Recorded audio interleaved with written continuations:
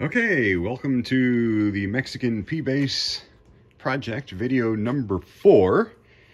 Not as far along as I was hoping because my soldering iron died. I haven't used it in forever and plugged it in and it started to heat up and then zzz, and so I'm gonna get a new soldering iron.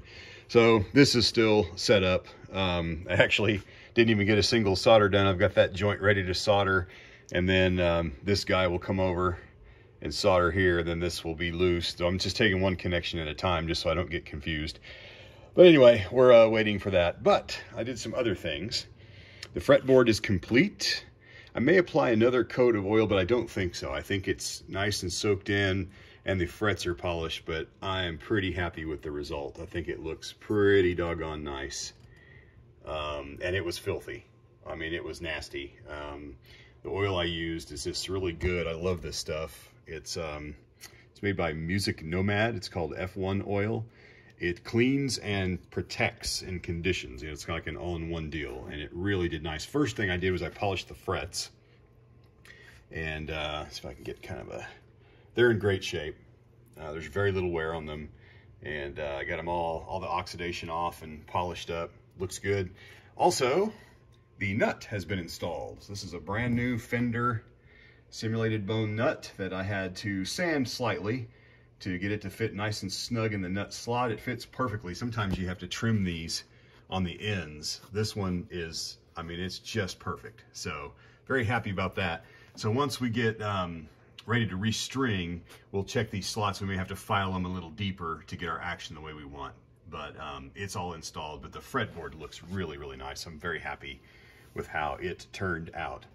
So anyway, when I get my new soldering iron, I'll get to work on these connections. That's really kind of the next step here. Getting all this connected up, reinstalled, installed on the green pick guard, which will go on here.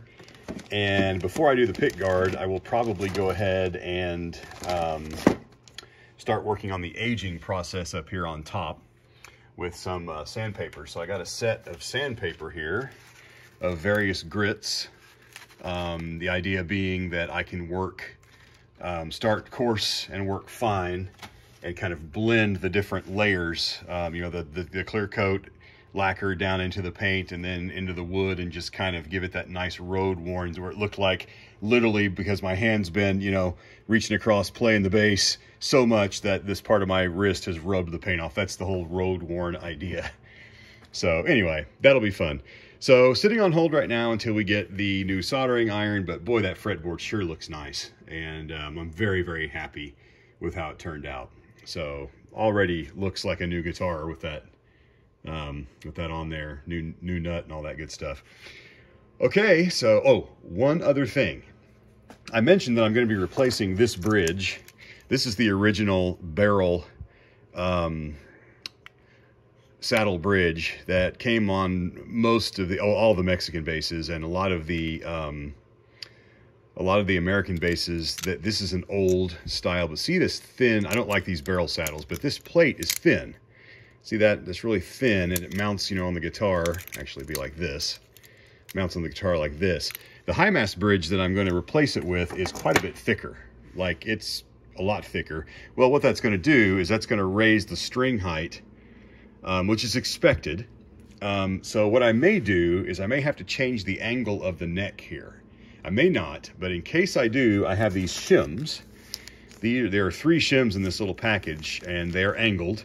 So they will change the angle of the neck to allow the intonation and the action, the string height, to be correct, you know, at the different fret points where you measure it. That's for much later, but I wanted to mention that I might be pulling the neck off once I get it all, the bridge set and everything. And if I'm not, you know, I'll have the saddles down pretty low, but if it doesn't work out, I'll have to adjust the neck angle.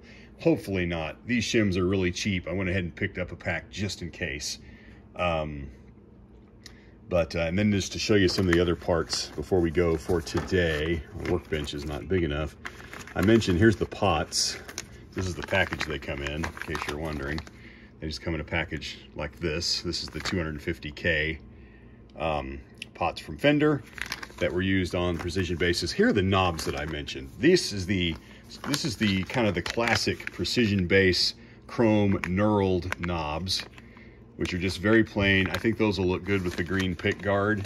I also have these, which is kind of the Fender, these are for a Stratocaster. The aged, you know, it's kind of got that nicotine look. These will fit on here as well. You just force them onto the edge of the pots. That might look good against this color because, you know, that aged color. I don't know. I'm gonna have to decide. The problem is once you put these on, if you take them off, it kind of ruins them, but they're cheap. So I may try the silver ones first and see, because for one thing, as a player, I prefer these. They're taller and they're easier to hook with your pinky when you're playing. So I prefer these taller ones to the top hat ones because I have short fingers and sometimes I miss those. I don't do a lot of pot handling when I play anyway, but anyway, that'll be a decision for later. But here we go, one last look from stem to stern. A wonderful cigarette burn still there, but this fretboard is happy and ready. New nut, polished frets, cleaned and oiled rosewood fretboard, and then down into the body. Electronics will be next when my new soldering iron comes in.